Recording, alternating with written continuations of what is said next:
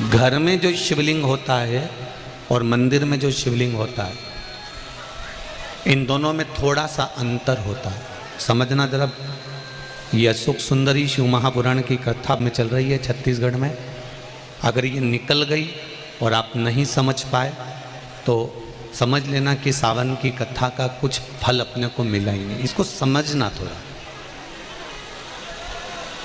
कि गुरुजी बार बार बोलते हैं कि मंदिर में जाकर जल चढ़ाओ, मंदिर में जाकर पूजन करो, मंदिर में जाकर पशुपति व्रत करो, मंदिर में जाकर आराधना करो, मंदिर में जाकर भगवान शंकर को बेलपत्र चढ़ाकर खाओ, मंदिर में जाकर दुर्वा चढ़ाकर खाओ, मंदिर में जाकर भगवान को जल समर्पित करो। गुरुजी ये क्यों नहीं कहते कि घर में शंकर जी का शिवलिंग है तो उसकी आराधना कर लो, घर में जो शिवलिंग विराजमान है उसका पूजन कर लो, उस पर चढ़ी हुई बेलपत्र खा लो। मंदिर का ही वर्णन क्यों? आप ये बेलपत्री भगवान शंकर को चढ़ाएं ना चढ़ाएं, आप पुष्प भगवान शंकर को चढ़ाएं ना चढ़ाएं, आप दुर्वा भगवान को चढ़ाएं ना चढ़ाएं। मंदिर में जो शिवलिंग होता है, मंदिर के अंदर जो शंकर भगवान का शिवलिंग होता है वो स्थिर होता है, और घर में जो शिवलिंग है वो स्थिर है क्या? उसको तो तुमने उठाया, उठा के थाली में रखा, स्नान कराया, वापस बिठा दिया। मंदिर में जो शिवलिंग रखा गया है वो स्थापित है, वो स्थिर है। स्थापित शिवलिंग की एक महत्वता सबसे ज़्यादा होती है कि उस पर अगर बेलपत्री चढ़े तो ठीक, फूल चढ़े तो ठीक, सामग्री चढ़े तो ठीक, जल चढ़े तो ठीक। उसकी सबसे बड़ी महत्वता होती है कि जितने लोग उसका दर्शन करते हैं उनकी दृष्टि ही जब भगवान पर चढ़ जाती है तो वो शिवलिंग सिद्ध होता चले जाता है और उसका फल हमें अधिक मिलता है।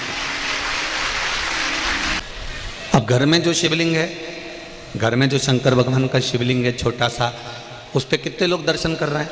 आपने कर लिया, पति ने कर लिया, बच्चों ने कर लिया, या घर में जो सास ससुर हैं, परिवार है, कुटुंब है, उसने दर्शन कर लिया।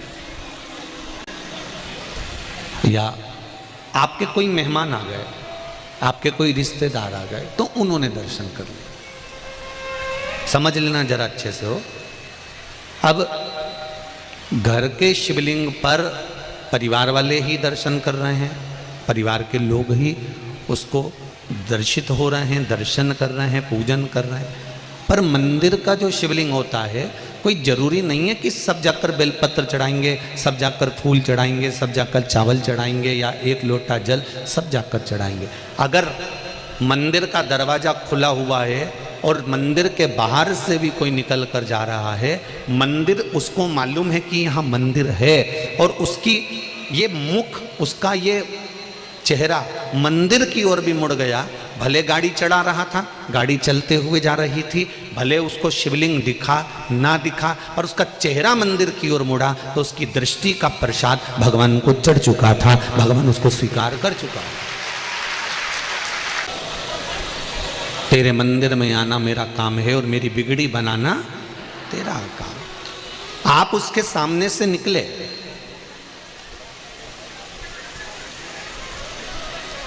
आप उसकी चौखट पे से निकले और उसके सामने उसकी चौखट से जब आप निकले तो मात्र आपका मुख घूमा और उसने आपकी भक्ति को स्वीकार कर लिया। अब एक बात हमने पहले कही थी, आप लोगों को ध्यान में है कि नहीं है? वैसे तो मुझे उम्मीद है कि छत्तीसगढ़ के लोग इतनी जल्दी भूलने वालों में से नहीं है, ठीक है?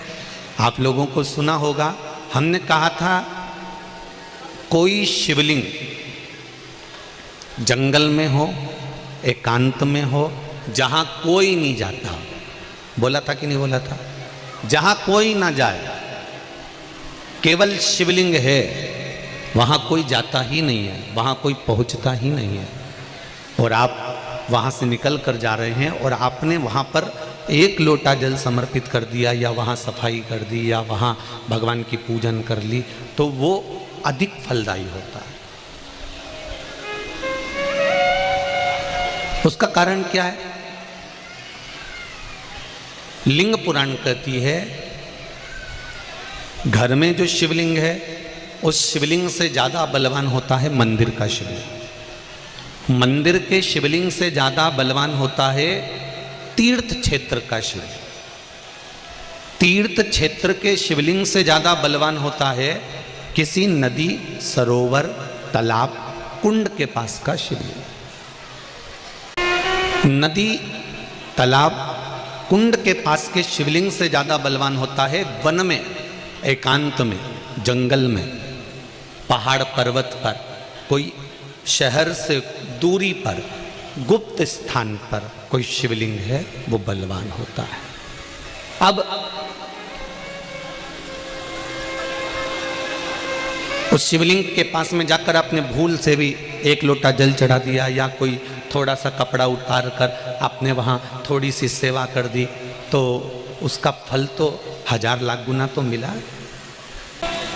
महाभारत की एक कथा है, इसका प्रसंग महाभारत की कथा में भी मिलेगा और नरसिंह पुराण में भी मिलेगा।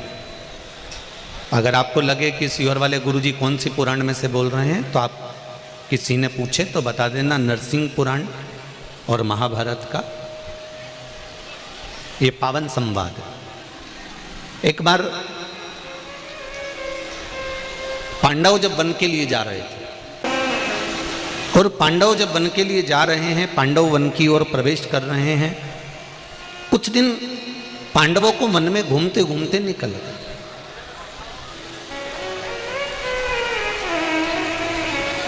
जब पांडव वन में घूमते घूमते निकल गए तो द्रौपदी एक पात्र लेकर जल भरने के लिए जा रही थी। अब द्रौपदी जब जल लेने के लिए गई, द्रौपदी के केश खुले हुए थे, सुंदर भी थी।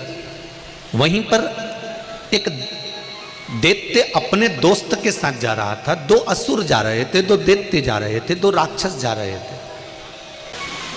उसमें एक दैत्य जो मूल था उसका नाम था बहुरोमा। क्या नाम है? जम के बोलो जरा। बहुरोमा, जो बड़ा बलवान था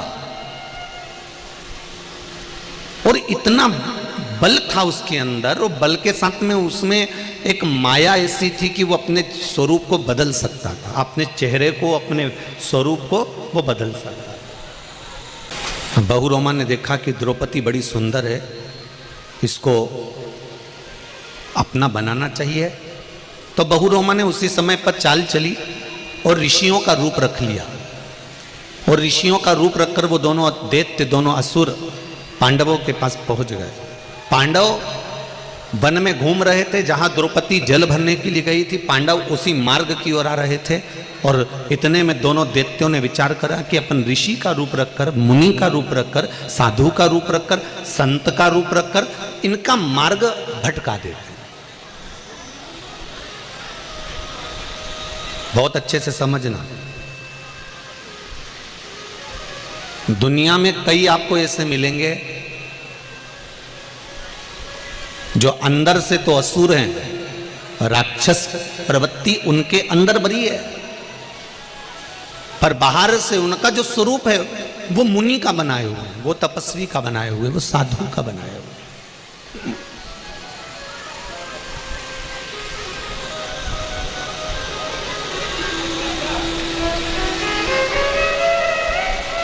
उनको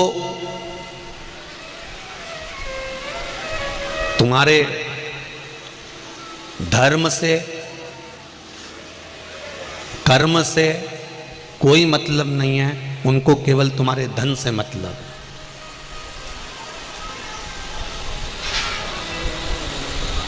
छत्तीसगढ़ में, महाराष्ट्र में,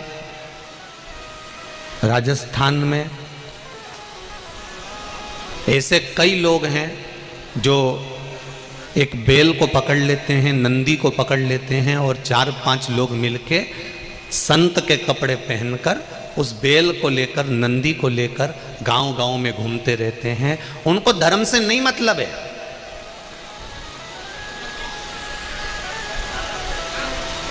उनको सत्कर्म से मतलब नहीं है, वो ना जाने किस धर्म के हैं। तुमसे धन एकत्रित करना चाहते हैं और उन्होंने अपना रूप बदला और रूप बदलकर उन्होंने बेल को पकड़ा, एक नंदी रख लिया, 4-5 लोग इकट्ठे हो गए और जगह जगह जगह जाकर उन्होंने धन एकत्रित करा, बाद में उसको वैश्यावृत्ति में, जुए में, मांसाहार में, मदिरापान में बर्बाद कर दिया। पर कभी आपने पूछा कि जरा तुम्हारा आईडी दिखाइए, तुम्हारा आधार कार्ड दिखाइए, क्या नाम है तुम्हारा, किस धर्म के हो तुम, क्यों अपना गांव छोड़कर तुम हमारे गांव में आए हो? कभी तुमने विचार किया? ऐसे मुनि का रूप रखकर, साधु का रूप रखकर बहुरोमा अपने दोस्त के साथ चला और पांडवों का रास्ता मार्ग भटका दिया और द्रौपदी को उठाकर भागने लगा। एक मित्र ने देखा कि पीछे से अर्जुन को मालूम पड़ गया और अर्जुन तुरंत द्रौपदी को लेने आ रहा है, तो मित्र तो साथ छोड़कर भाग गया, बहुरोमा पकड़ाई में आ गया।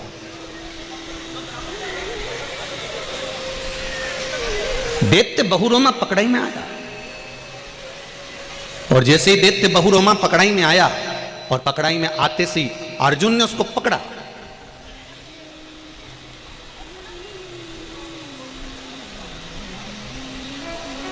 पकड़ती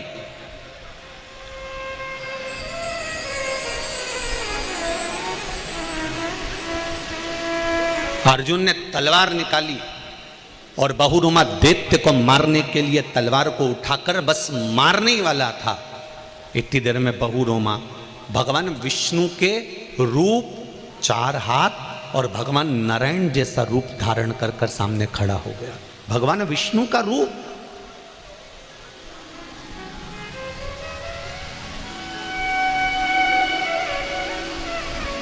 चार हाथ। अर्जुन, नकुल, सहदेव, भीम, युधिष्ठिर सबने पूछा तुम कौन हो? तुमने तो भगवान विष्णु का रूप रख लिया, भगवान नारायण का रूप रख लिया, बड़े सुंदर दिख रहे हो, बैकुंठ अधिपति जैसे दिख रहे हो, भगवान विष्णु का रूप तुमने रख लिया, तुम कौन हो? भगवान विष्णु हो? उसने कहा नहीं, मैं भगवान विष्णु नहीं, मैं भगवान विष्णु नहीं हूं। तो तुम हो कौन? उसने कहा मैं एक, मेरे पूर्व समय की 2 कथाएं, एक मैं राजा बना और दूसरा मैं बहुरोमा दैत्य बना, इसकी 2 कथाएं मैं आपको सुनाना चाहता हूं। अर्जुन ने कहा बोलो क्या बताना चाहते हो? महाराज, मैं पूर्व जन्म में चंद्रवंशी राजा था, मेरा नाम जयध्वज था।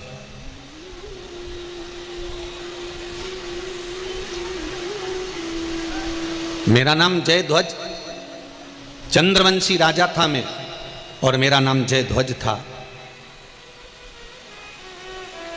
मेरा नियम था, मैं भगवान के मंदिर में जाकर झाड़ू लगाता था, पानी सींचकर एक वस्त्र उठाकर पोछा लगाता था, थोड़ा सा लीपन करता था। नरसिंह पुराण की यह कथा कह रही है, महाभारत का ये चरित्र कह रहा है, बहुरोमा अपनी कथा कहते हुए कह रहा है कि मैं चंद्रवंशी राजा और मेरा नाम जयध्वज है।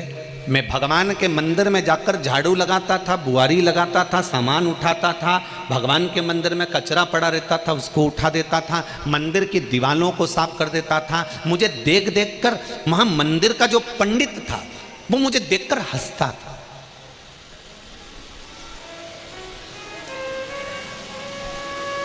पंडित को हंसी इस बात की आती थी कि बताओ हमारे नगर का राजा आता है और झाड़ू लगा के जाता है। हमारे नगर का राजा चाहे तो एक नौकर लगा दे, एक नौकर को भेज दे, एक सेवक को भेज दे, एक सेविका को भेज दे, पर नगर का राजा, नगर का एक राज घराने का राजकुमार राजा आए और झाड़ू लगाए, गाय के गोबर से लीपन करके जाए, दिवाले पोंछ कर जाए, ये बड़ा विचित्र संवाद। जो लोग 16 सोमवार का व्रत करते हैं, संकट सोमवार का व्रत करते हैं, 16 सोमवार करते हैं, उन लोगों ने कथा चित्तवृत्ति में उतार कर रखी होगी कि रानी को कहा गया था कि पूजन का सामान भेज दो, पूजन का सामान ले आओ, और रानी ने वो पूजन का सामान अपनी दासी के हाथ से भेज दिया था, तो रानी को दर दर ठोकर खाना पड़ी थी। वो लोग सुनी कथा कि नहीं सुनी? किस किस ने सुनी? जरा हाथ उठाओ जरा। 16 सोमवार की सुनी है ना? हाँ, दर लो, बहुत बढ़िया। 16 सोमवार की कथा में आता है कि रानी से राजा ने कहा था कि मैं शंकर भगवान की आराधना कर रहा हूँ, मैं शिव जी का पूजन कर रहा हूँ, मैं शंकर भगवान की आराधना करने बैठा हूँ, मैं शिव तत्व को पूजने बैठा हूँ, मैं शंकर भगवान का अभिषेक करने बैठा हूँ, मैं शंकर का स्मरण करने बैठा हूँ। रानी तुम ये थोड़ा सा सामान है मुझे ला कर दे दो। रानी अपनी दासी के हाथ, नौकरानी के हाथ, सेविका के हाथ भेज देती है और सेविका उस सामान को रख देती है। सेविका ने सामान रख दिया, राजा ने पूजन भी कर दी, पर दुख किसको भोगना पड़ा? राजा को भोगना पड़ा?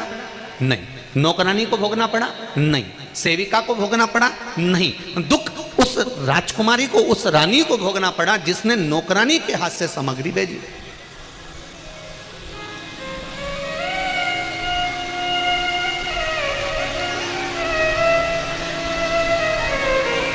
कई माताएं कहती हैं गुरुजी हमारे पाँव में तकलीफ है, हमारी कमर में तकलीफ है। हमने कहा बेलपत्री खाओ। हम मंदिर तक नहीं जा सकते गुरुजी, बहुत तकलीफ है। एक बार तो मंदिर तक जाओ और देव अधिदेव महादेव से कहकर आओ, बाबा शरीर में बहुत कष्ट है, मैं रोज रोज कैसे आऊं? एक बेलपत्र तू मुझको ऐसी दे दे औषधि बनाकर कि मैं रोज तेरे मंदिर पर दौड़ दौड़ कर आऊं, फिर बुलाए ना बुलाए ये उसकी मर्जी। पर तुम पहले से ही आलसी बन गए, पहले से ही तुम तो आलसी बन गए, मेरे शरीर से नहीं बनेगा, मंदिर जाते नहीं बनेगा। और अगर तुम्हारी बहन के लड़के की शादी होए तो फिर तो क्या कहती है? जाना तो पड़ेगा, अब रिश्तेदारी में बहन के छोरे की शादी नहीं जाऊंगी तो उसको बुरा लग जाएगा, मेरी एक ही तो बहन है। जब तेरी एक ही बहन और बहन के छोरे की शादी, मां तेरा कमर दुख रही, पीठ दुख रही, हाथ दुख रहा, पैर दुख रहा, तो भी खसक खसक के काम कर रही है। और शंकर जी के मंदिर में मेरी बहुत तकलीफ है, मैं कैसे जाऊं? तो शंकर भगवान सोचे जब बहन से तेरी अच्छी रिश्तेदारी है तो वहां जा, यहां क्यों आए? संबंध देखा जाता है। अगर तकलीफ है तो पहली बार आप शंकर जी के मंदिर में जाओ और उससे विनती कर कर आओ, बाबा मुझे ये तकलीफ है, मुझे ये कष्ट है, मैं रोज रोज कैसे आऊं, पर तू एक औषधि मुझे ऐसी दे दे कि मैं ठीक हो जाऊं और दौड़ दौड़ के तेरे मंदिर आऊं। तो बाबा खींच खींच कर बुलाना प्रारंभ कर देता है। ये उसका फर्ज है, ये उसका काम।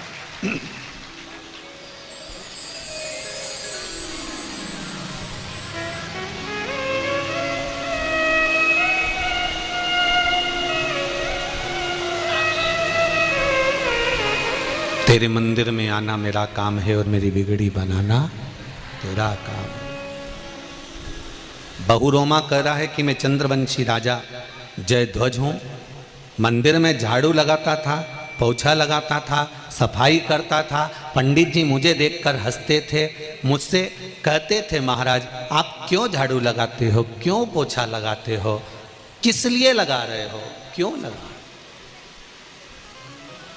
आप लोग लगाते हो मंदिर में जाके? बोलो तो जम के, लगाते हो? मंदिर में जाओ शंकर जी के तो जितनी गंदगी पड़ी हो, कुछ सामान ममान पड़ा हो तो उसको उठाकर साफ करके रख दो।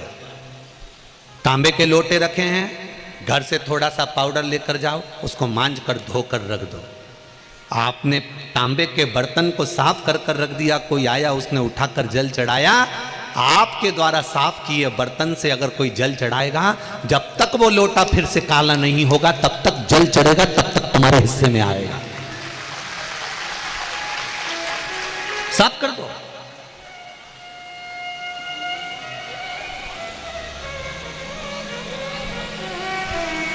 पंडित जी आज मंदिर में लाइट क्यों नहीं जल रही, बल्ब क्यों नहीं चालू है? काकी जी बल्ब 60 हो गया, बल्ब बेकार हो गया, पूजन बाद में करना। पूजन में अगर रोज 1 रुपये चढ़ाती थी तो 10 रुपये एक साथ ले और बाजार से एक बल्ब ला करके पंडित जी चढ़ो ऊपर और बल्ब टांग दीजिए, उजाला हो जाएगा। जब तक उस बल्ब का प्रकाश उस मंदिर में हो रहा है तब तक तेरे घर के प्रकाश को कभी कोई बंद नहीं कर सकता, ये निश्चित। हमें दिखावा नहीं करना है भगवान के लिए। कोई हमसे कहेगा तो हम बल्ब लगाएंगे, कोई हमसे कहेगा तो हम मंदिर की पुताई करवाएंगे, कोई हमसे कहेगा तो हम फर्श लगवाएंगे, कोई हमसे कहेगा तो हम ये काम करेंगे। कहोगे तो करेंगे, तो फिर कहोगे करेंगे तो तुम नौकर वो चाकर वाला काम हो गया। दिल से करो जिससे लगे कि महादेव का मंदिर में कोई सेठ नहीं है, महादेव का मंदिर मेरा है और मैं महादेव का हूं, मैं यहां पर आया हूं अपना समझ कर आया। आप सेवा का भाव लाओ तो।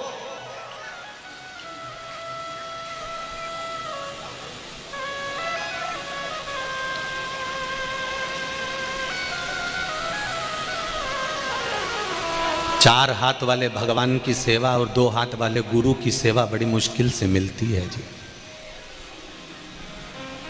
4 हाथ वाले नारायण की सेवा, भगवान की सेवा, भोलेनाथ की सेवा और 2 हाथ वाले गुरु की सेवा बड़ी मुश्किल से मिलती है। 4 हाथ वाला 84 लाख योनियों को काट सकता है और 2 हाथ वाला गुरु 84 लाख योनि को एक साथ पार लगा सकता है। दोनों में एक समता का भाव है, दोनों की सेवा कठिन है, दोनों की सेवा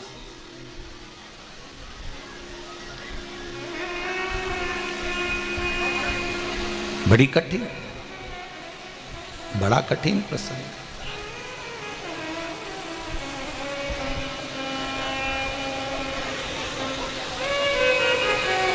महाराज बहु रोमा ने कहा, मैं पूर्व का चंद्रवंशी राजा जयध्वज हूं, मंदिर में झाड़ू लगाता हूं, पोछा लगाता हूं, सेवा करता हूं, चाकरी करता हूं। एक दिन पंडित जी मेरे पर हंसे और फिर पंडित जी ने थोड़े दिन तक तो मुझ पर हंसा, फिर हंसना बंद कर दिया। पंडित जी ने फिर एक प्रश्न मेरे सामने रख दिया, एक प्रश्न पंडित जी ने मेरे सामने रखा। नरसिंह पुराण का ये चरित्र कहता है, पंडित जी ने प्रश्न करा, महाराज आप जो रोज झाड़ू लगाते हो, रोज पोछा लगाते हो, रोज सफाई करते हो, कचरा उठाते हो, इसके करने से कोई फल प्राप्त होता है क्या? इसके करने से कोई इच्छा की पूर्ति होती है क्या? इसके करने से कुछ हमें मिलता है क्या? तब उसी समय पर राजा जयध्वज ने कहा, ब्राह्मण देवता इस झाड़ू को लगाने से, इस पोछे को लगाने से, इस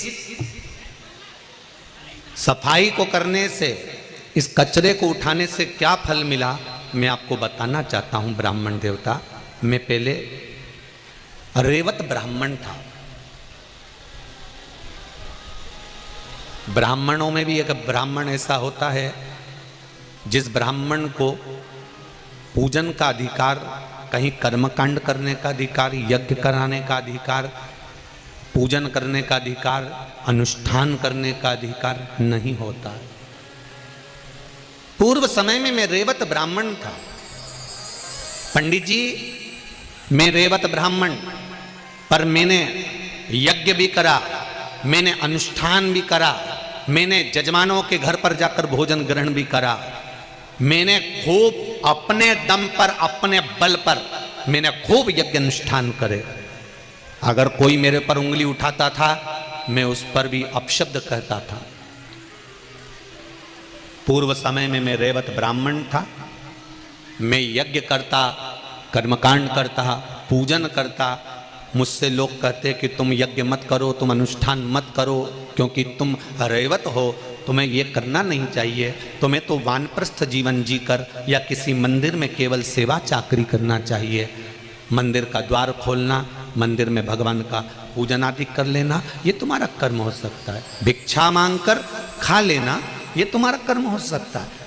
भिक्षाटन करना, ये तुम्हारा कर्म हो सकता है। 7 घर 8 घर की भिक्षा को इकट्ठा कर कर तुम अपने परिवार का भरण पोषण कर सकते हो, ये तुम कर सकते हो। पर तुम कर्मकांड करो, तुम यज्ञ कराओ, तुम अनुष्ठान कराओ, ये ठीक नहीं है। पंडितों ने मुझे समझाया पर मैं नहीं माना। बहुत मेरा बल था, मैं मानता नहीं था, और मैं बहुत वैश्यावृत्ति भी करता था, जुआ भी खेलता था और गलत काम भी करता था। जिनके यहाँ मैं यज्ञ कराने जाता था, अनुष्ठान करने जाता था, वहां से थोड़ा ना थोड़ा सामान अधिकता में लेकर आ जाता था। अपने परिवार के लिए बहुत मेहनत किया। एक बार मैं पूजन करा कर आ रहा था, और पूजन करा कर आते आते रास्ते में एक सुंदर ब्राह्मणी दिखी।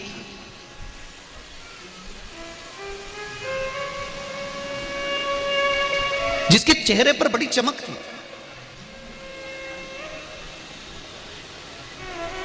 बड़ी सुंदर थी वो।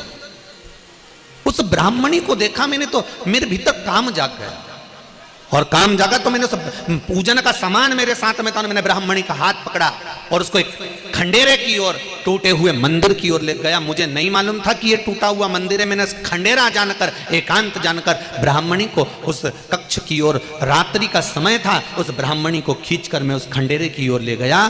उस विरान खंडेरे में मैं पहुंच गया।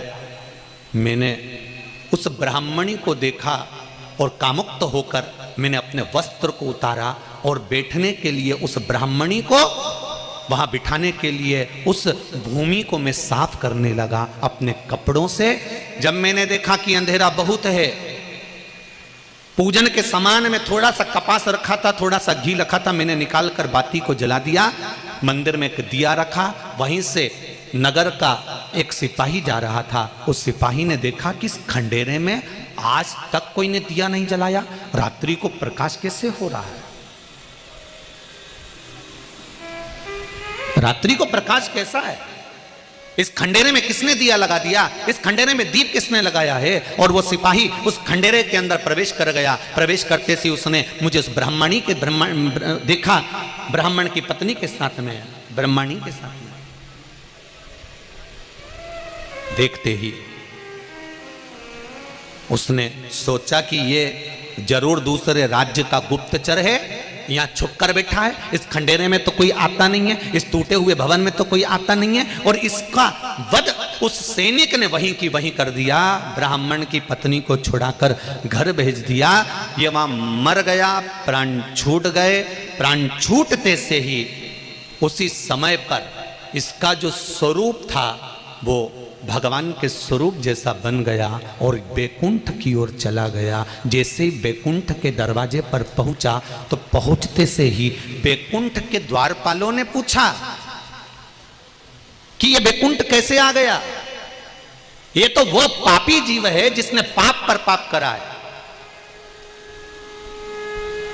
इसने ऐसा कौन सा पाप है जो नहीं करा हो।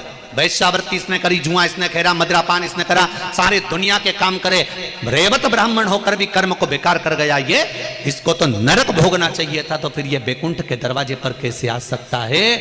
तब पीछे से भगवान शंकर के गण खड़े होकर कहते हैं, ये जान नहीं पाया था कि जिस मंदिर में खंडेरे में उस ब्राह्मण की पत्नी को लेकर गया था, भले काम के तेज के कारण इसने अपने कपड़े उतार कर वहाँ सफाई करी थी और वहाँ एक दिया लगा दिया था। उस सफाई करने का फल इसको ऐसा मिला कि इसको बैकुंठ में विराजमान कर दिया गया।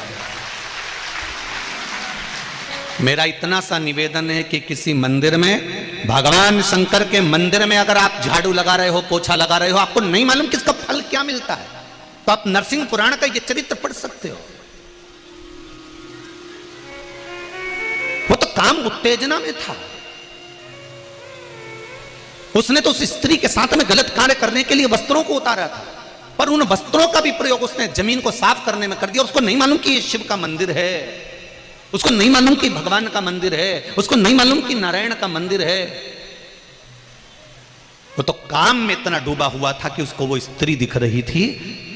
वो नारी दिख रही थी, उसकी सुंदरता दिख रही थी, उसको नहीं मालूम किस खंडेरे में शंकर भगवान बैठे हैं, उसको नहीं मालूम किस जगह पर शिव जी बैठे हैं, उसको नहीं मालूम कि शंकर का शिवलिंग अंदर है कि नहीं है। बस उसने वस्त्र उतारा और उस वस्त्र से सफाई करी बैठने के लिए और एक दिया लगा दिया, उसका फल ये मिला।